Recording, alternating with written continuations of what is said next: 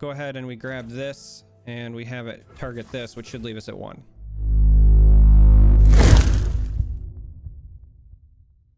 For today's video, we're going to be piloting Jarvan and Shen. This is the archetype that kind of replaced the Fiora Shen list. I've talked about it a lot in the past, but I haven't actually done my own video on it, so we're just checking that off the list. As always, deck code in the video description, link to Mobalytics in the video description. I use time tags so you can hop straight to the games, or you can go to the end of the video where I do a deep dive on the full deck list. Also, this is your reminder to subscribe to the channel. And with that all out of the way, let's jump into some games. Well, this ought to be rather interesting. It looks like our first game is going to be up against Demacia Targan. But not Zoe with Aurelion Soul, not even Shyvana for the Dragon package, but instead Leona as well, which I find rather interesting. And I think this is fine.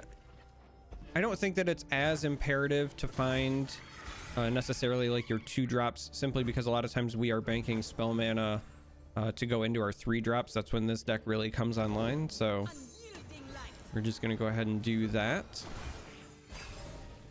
and see what happens from there. Regarding ourselves, well, we're gonna take some damage here, and I guess that's fine. We'll go with the River Shaper instead of the Protege then. But regarding ourselves, got a little bit of the guns out today. We're still letting the new tattoo breathe. It's on the back. If you want a better shot of it, put some on social media.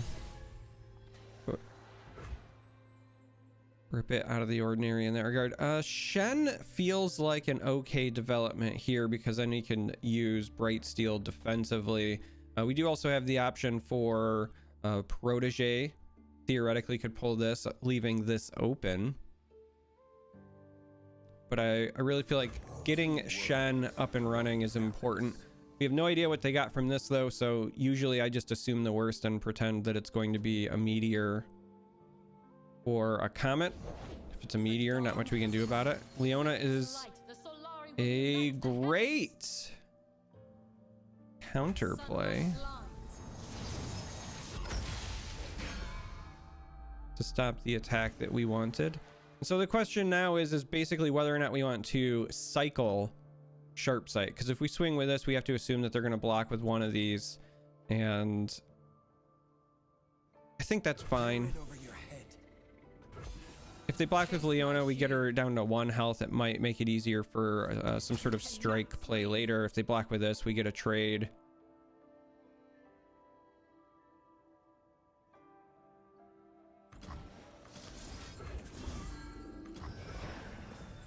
But getting something going, I think, is fine. So this is likely going to be a mix of Daybreak along with the Invoke package. Witness glory.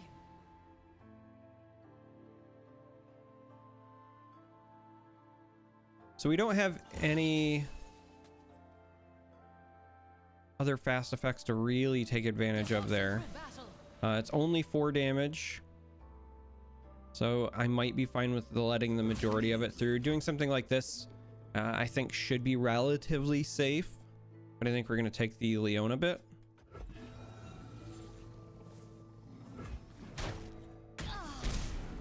And give ourselves a Screecher. So they wanted the Radiant. We took the bait.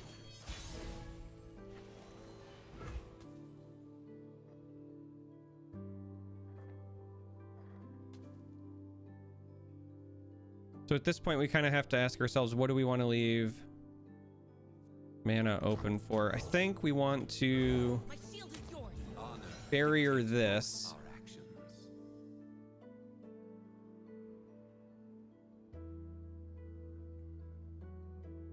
So that we can try to punch a hole through this. The problem is the later this goes, I think the opponent is more favored because of their top end.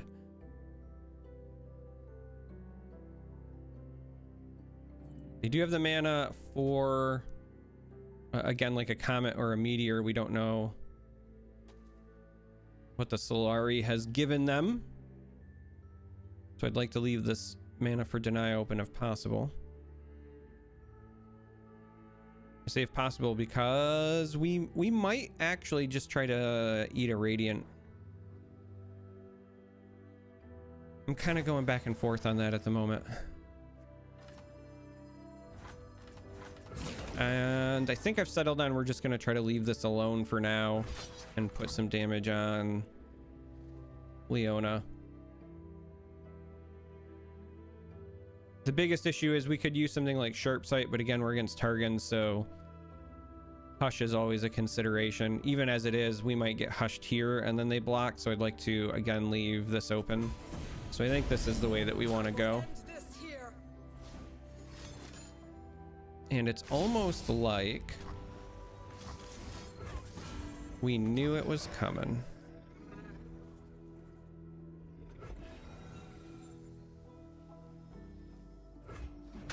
So it doesn't kill it outright, but we still have the barrier here. And so I was going to say, if they spend some mana, we will then go ahead and try to cycle one of these, because if it goes through, the River Shaper draws a replacement.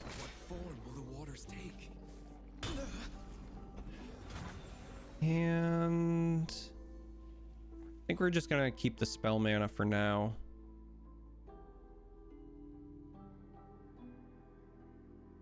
Next round is the 7 mana round, so leaving ourselves open for Aegis plus a deny as backup feels kind of nice, or it could even be Fleet Feather Protege Aegis, so I think this is fine. We really want the Aegis to be successful because it means that our Shen will level. The downside is that I was just about to say they could just pull it, and there's not a lot we can do outside of Concerted Strike, but then that also unfortunately means no Aegis. So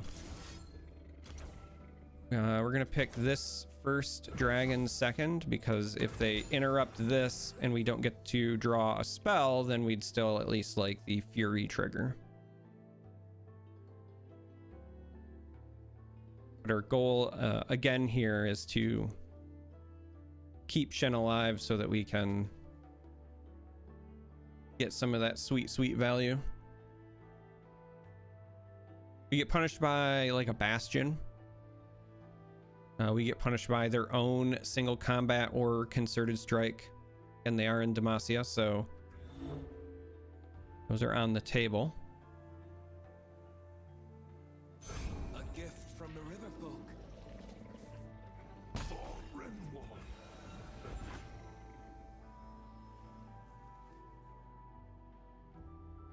We do have our one of Bright Steel formation here, which will be kind of nice later on the top end.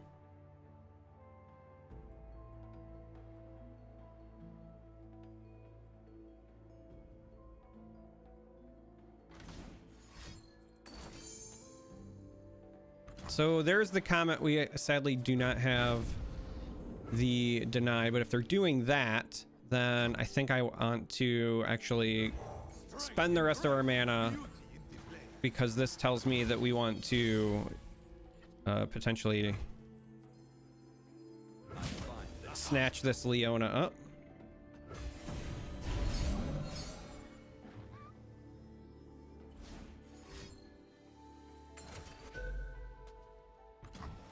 And here's that deny,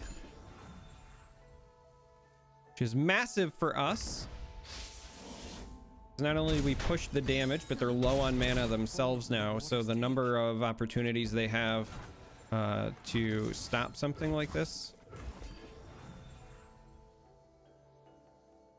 has got to be pretty low.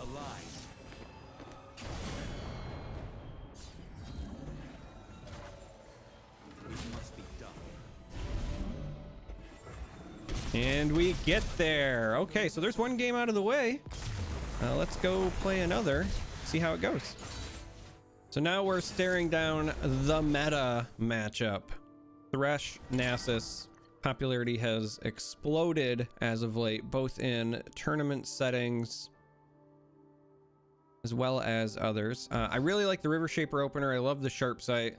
I think Strike goes back because we'd still like to find some more units, and as good as Aegis can be, it's kind of nothing without our challenge units or like a Shen, right? So I think that goes back, and I don't know, arguably this got worse. This matchup is largely going to depend on whether or not they have any sort of explosive opening, because that's what this deck is known for. So we already are staring down the Dune Keeper take 4 damage start. And so if they also have like a Cursed Keeper into something horrific, I think it is safe to say that we're going to have a bad time. Now, if we can get Radiant down on 5 and we have some strikes to help clean up the board, but also allow us to stabilize health-wise by that point, I think we'll be okay. So there's the Cursed Keeper we were worried about. Sometimes I just hate being right. And there's the Butcher we were worried about. So we're going to be eating 9 more this next round if we don't play this. So we're going to have to say, okay. Unfortunately, the barrier is off the menu because we need to not take 4 more damage.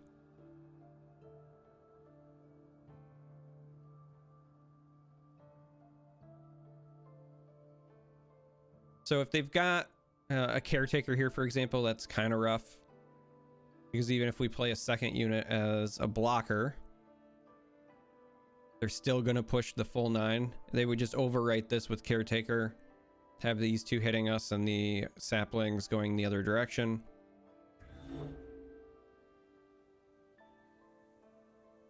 But there's not much we can really do about that. If it's not a caretaker play, we want to develop Protege because it's got the 4 health. We can maybe get a value trade and then use it to challenge something next round as well, giving us the death for the guaranteed Radiant play. So like that's really what we're looking for here. And the fact that they're taking this much time is not great, because this means they've got a lot of decisions to make. We'll happily take this trade, though that does put us in a bit of a pickle, because this is great for creating those value trades, but we need something that when we attack is going to die. So we're going to go with one of our River Shapers instead.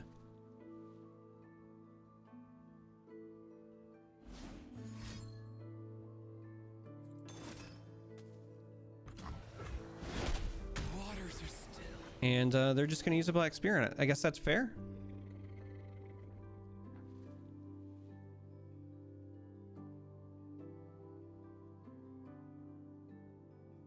Next round will likely be a Protege still, and then we'll try to eat the Butcher, leave us with 1 health for the following round. Because again, we're really just trying to get ourselves into a position where we can start stabilizing with Radiant. We're a bit on the clock because when they inevitably find a Nasus, we don't have a lot of great ways to deal with it. I mean, we need massive concerted strikes.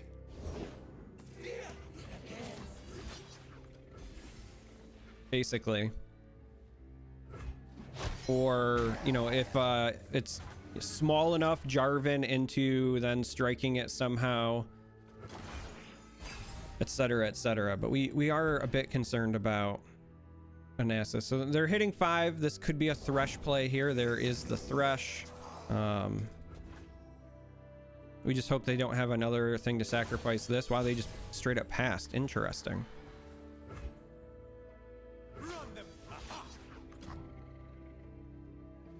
I think it's still imperative we try to get a Radiant up and running.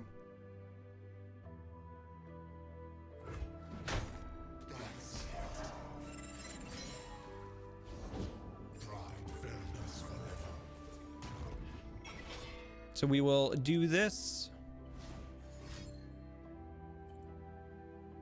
Well, that was almost about to be a spell there. A Black Spear, huh? So we've got Sharp Sight, or we have Deny, but if we let the Black Spear go through, then we have to worry about Thresh challenging us this next round, right? So even though I normally like to try to save my Deny for Atrocity, because you're obviously concerned about that, I do think that right now at this stage of the game, keeping this alive is a bit more important. Thresh is already now up to 3 of 6 though. And that is very problematic because we do not have enough mana at the moment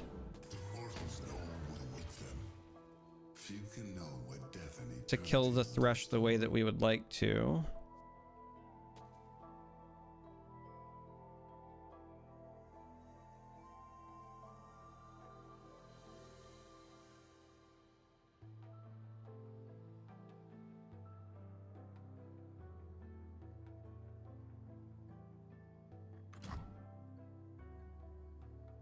All right, so this is going to be a little bit dangerous, but I think that this is a bit of a requirement. We're going to have to take the shot from Nasus. Like, we don't have any way around it.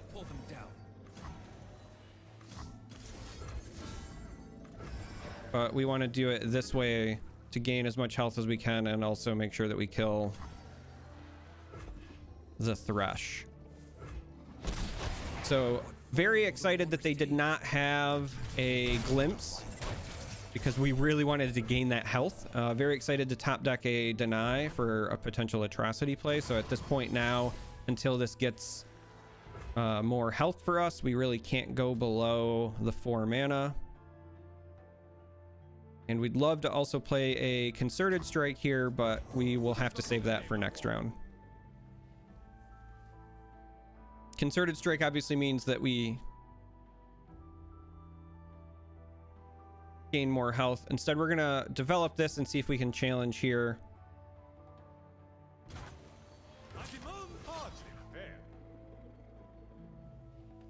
But again, we can't go below 4 mana, like at any point right now.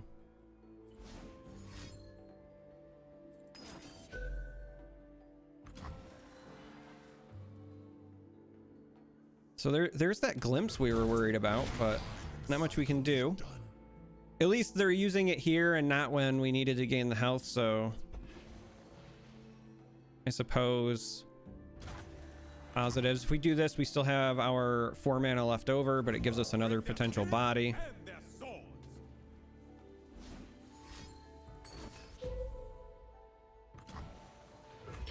And so I believe they are doing this because they want this to level up when they swing this next round.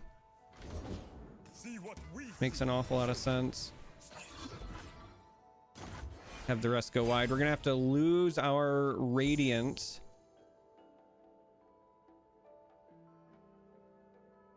But we at least have the opportunity to kill this Nasus.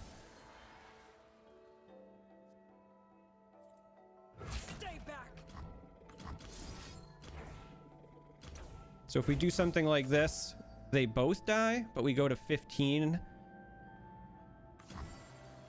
And so I think this is best possible outcome at the moment. And so there's the atrocity.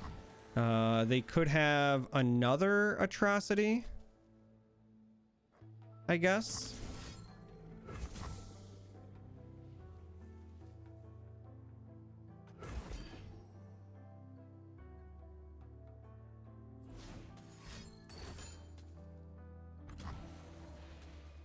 And so in this instance, then what we do is we go ahead and we grab this and we have it target this, which should leave us at 1. And then we also still have the Radiant, which is not terrible. But with 0 mana, this should bail us out. What a flurry of events.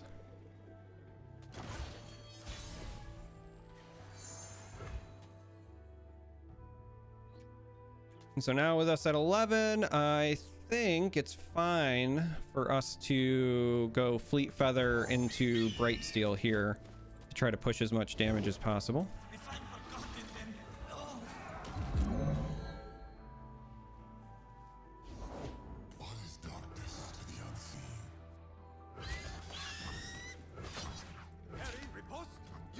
So we're not going to get a lot through because I'll have this to block the Bright Steel. this is still a good turn for us overall because we keep the board under control. So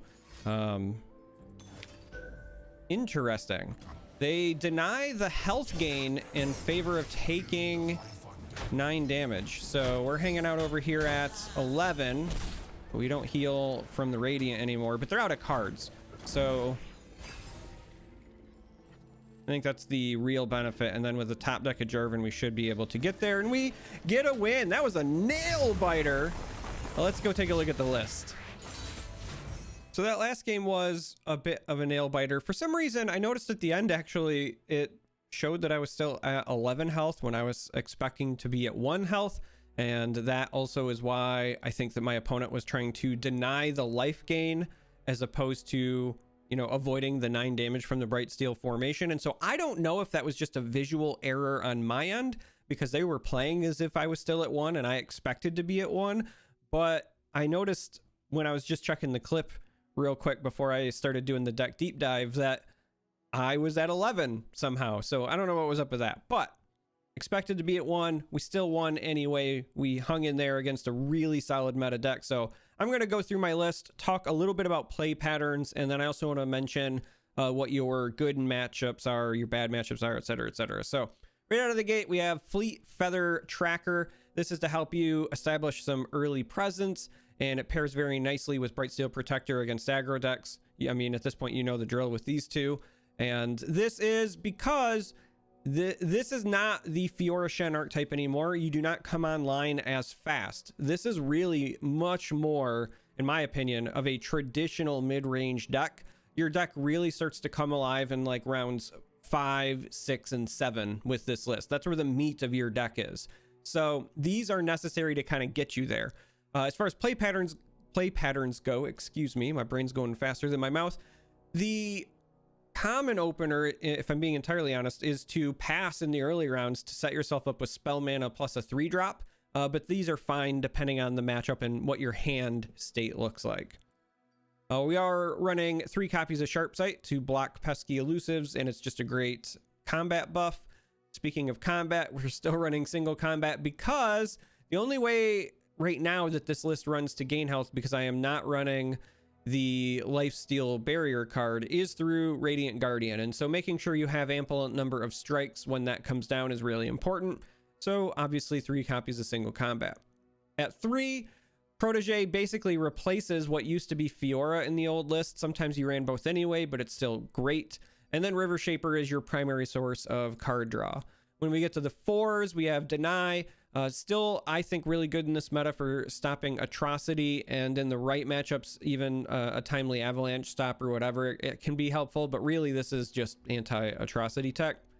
Aegis is because we're running Shen, and that's usually our big win condition, is Shen plus bodies once you've leveled him, so Aegis makes an awful lot of sense. Aegis is also a great way to help you re-establish board control when you get to the mid game. As I said, you're not really coming alive until rounds 5 or later, and so being able to get something like Screeching Dragon down and then getting a trade and then going into an Aegis into another trade is how you start winning those battles. Shen is one of our 2 champions. We've got a decent number of ways to grant barrier. Shen loves that, and this is how we try to take control of things and get a lot of value. Concerted Strike, I'm currently running 3 of them because the card's just really good. And as I said before, Radiant's our primary source of health gain at the moment, and so ample amount of strikes. Also at 5 here, again, 2 copies of Radiant.